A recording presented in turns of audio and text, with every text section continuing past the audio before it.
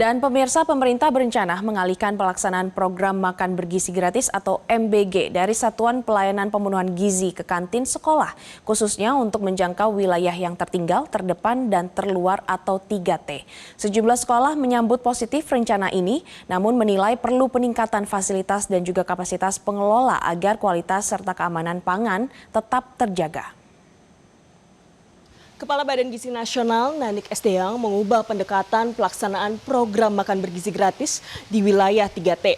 Alih-alih membangun dapur baru, pemerintah akan memanfaatkan sejumlah fasilitas yang sudah ada seperti kantin sekolah dan juga dapur umum untuk memperluas jangkauan program secara efektif dan juga efisien. SMP Negeri 111 Jakarta menyatakan siap mendukung rencana pengalihan program makan bergizi gratis ke kantin sekolah.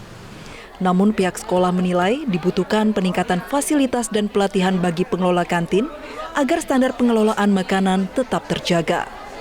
Kepala Satuan Pelaksana SMPN 111 menjelaskan, pelatihan menjadi kebutuhan utama mulai dari penerapan kebersihan, penanganan bahan makanan, hingga penyajian menu bergizi dan higienis.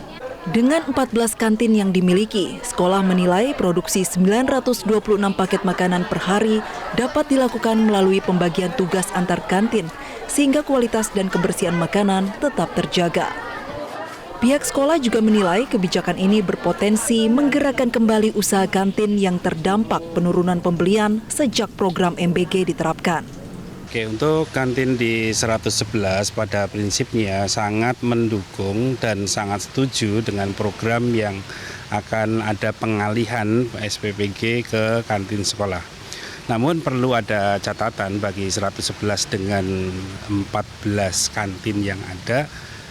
Memang dengan adanya MBG ini mereka terdampak ya, karena anak-anak banyak berkurang dan jajan ke kantin. Namun jika kantin itu diadakan pelatihan, kemudian fasilitas kantin diperbaiki, kemudian prosedur tentang pengelolaan makanan juga lebih ditingkatkan, insya Allah juga bisa dengan program menggantikan SPPG itu mampu. Sementara itu, pengelola kantin menilai pelaksanaan MBG melalui kantin sekolah memerlukan pelatihan khusus dan dukungan sarana yang memadai agar standar kebersihan dan kualitas makanan dapat dipenuhi.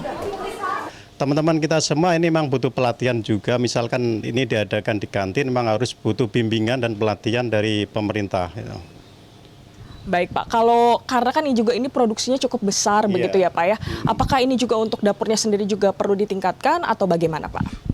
Untuk dapurnya memang harus ditingkatkan, dari segi tempatnya memang harus diperbaiki lagi lah. Dari pihak pemerintah memang harus membantu fasilitas yang lebih layak gitu. Di sisi lain, para murid menyambut baik program makan bergizi gratis karena membantu memenuhi kebutuhan nutrisi selama belajar.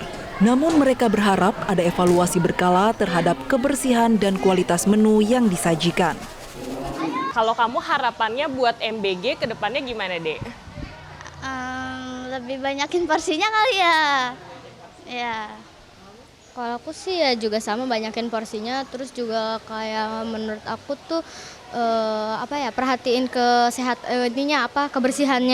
kebersihannya juga. Soalnya kadang kayak ada yang sesuatu gitu di makanannya. Di tengah upaya efisiensi dan percepatan perluasan MBG ke daerah 3T, pemerintah kini mengandalkan fasilitas yang sudah ada, termasuk kantin sekolah.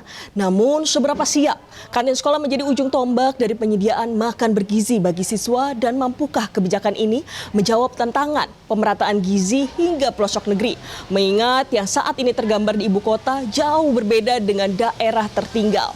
Dari Jakarta, Bianca Sumendap, Wandi Saragi melaporkan untuk Metro TV. Jelajahi cara baru mendapatkan informasi. Download Metro TV Extend sekarang.